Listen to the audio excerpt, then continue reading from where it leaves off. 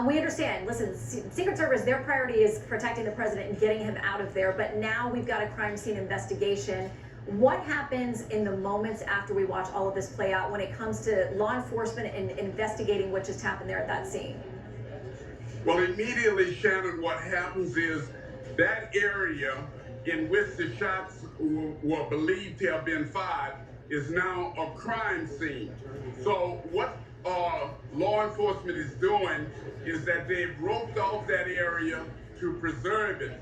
Now, they're also trying to talk to any and everybody in that crowd who may very well have seen something. We don't know at this stage as to whether they've taken anybody in custody. But what is happening now is that you're going to find state, local, and the FBI there processing what is now a crime scene. And so as a result of that, many of the bystanders that are there on that scene are going to be perhaps witnesses to help law enforcement to try to determine what took place here this afternoon there. All right, Ted, please don't go far. I want to check in with my colleague, Bret Baier, joining me on the phone now. Bret, this moment is shocking. This is not something our country ever wants to experience or see. May have lost Bret there. Let's check and see. Okay. Ted, if you're still there. Yes. Okay, Karl Rove. Karl, let me bring in Karl. Ted, don't go far. Karl, the same question I had for Bret there. I mean, this is a moment that you are always bracing yourself for when people, this importance and this magnitude and this, history in our country, a former president, when they take to the stage in the middle of a heated campaign, you never want to think this is going to happen. There's always got to be planning for it. But your reaction to this shocking moment?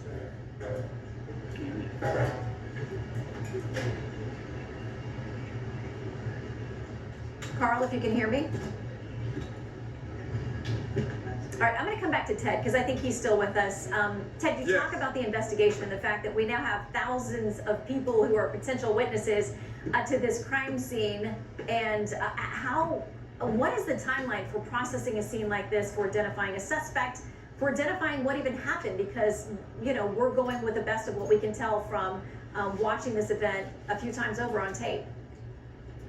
Well, Shannon, there's really no time line or time period for processing. They're going to methodically take their time, meaning law enforcement, to process this crime scene, to talk to individuals who may have seen anything. They're going to also try to pull as much of the video feed as they possibly can to try to see what took place there in Pennsylvania this afternoon.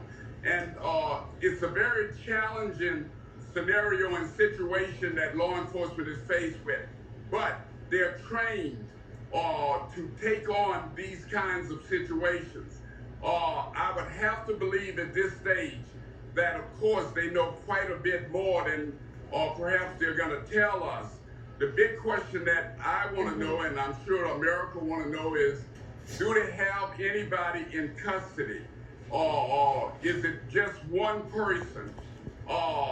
We found, we can go back as far as John F. Kennedy, when he was shot there in Dallas.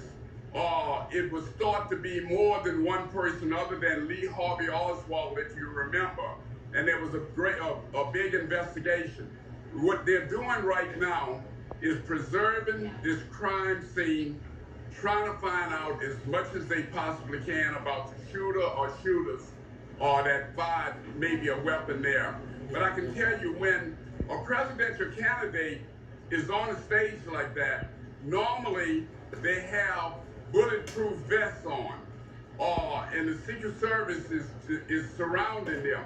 And if you notice there how fast the Secret Service converged on Trump here was real immediately. Okay, Ted, thank you very much. Don't go far. Lucas, we're hearing now from the Secret Service, getting some kind of reaction and update to what happened. What do we know? Well, Shannon, we just received a statement from the White House which says, and I'm just going to read it, President Biden has received an initial briefing on the incident at former President Trump's rally. It's notable, Shannon, that they're not calling this a shooting right now. And the Secret Service also out with a new statement saying, quote, an incident occurred the evening of July 13th at a Trump rally in Pennsylvania. The Secret Service has implemented protective measures and the former president is safe. This is now an active Secret Service investigation and further information will be released when available. So the big takeaway from there, Shannon, is the Secret Service and the White House are not calling this a shooting right now at former President Trump's rally. They're merely calling it an incident. So we'll stay tuned on what more they have to say, Shannon. Okay, Lucas, thank you very much. I think we've got my colleague Brett Baer with us now. Brett, that latest statement from the Secret Service saying the former president is safe. Your reaction to this moment unfolding in the middle of a very heated election campaign? Yeah, Shannon, I'm on my way actually to a plane to Milwaukee, obviously, to start our coverage tomorrow night for the Republican convention. And this obviously a major surprise. Reaching out to campaign officials and officials around the campaign. Everything we've heard so far is that there's some kind of nick on the ear. You saw the picture, the close-up of the blood on his face. But everything we're told so far is that the former president is okay at this point. You saw the Secret Service move very quickly and surround him in a matter of seconds as you look at that video. And, you know, it's reminiscent of past presidents like President Ronald Reagan. And you've seen those images before. Fortunately, it appears that this is not that. And it's interesting that the White House put out that statement. There is an investigation ongoing, but we're getting it by the minute here. Most importantly, the word we're getting initially is that the former president is okay. Yeah, I mean, Brett, that is the most reassuring thing, especially after seeing him there. And you know, we could hear the audio as the Secret Service seemed very ready for him to get moving. And he's saying, let me get my shoes on, pumping his fist for the crowd, trying to indicate it seemed like he was walking off on his own. They were shuffling him out of there and obviously creating a protective cordon around him. So he may have been completely fine to walk, and maybe it appeared a little bit slowed down simply by their efforts to protect him, surround him, and get him down those stairs and get him out of there. We do know that President Biden has been briefed. As you said, I mean, we're here in Milwaukee. This is just a couple of days before they officially begin their kickoff here. What do you think may be the impact of this? Because we have just felt that this country is so divided. And now we're looking at a moment which to everyone, every decent person in this country is something they never want to see in any political rally. This is a moment where our country is in a really precarious position.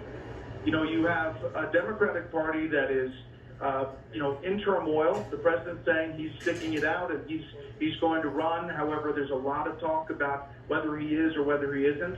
But this incident is a big moment, and we have to find out all the details and what exactly happened and where those shots came from or what they were. We don't have a lot of details on that, but it just adds to this tumult that we are seeing in this country as we head towards the conventions, the Republican convention first, and hopefully, you know, it's going to be peaceful. There will be increased security, guaranteed, Shannon, with all that we're seeing so far.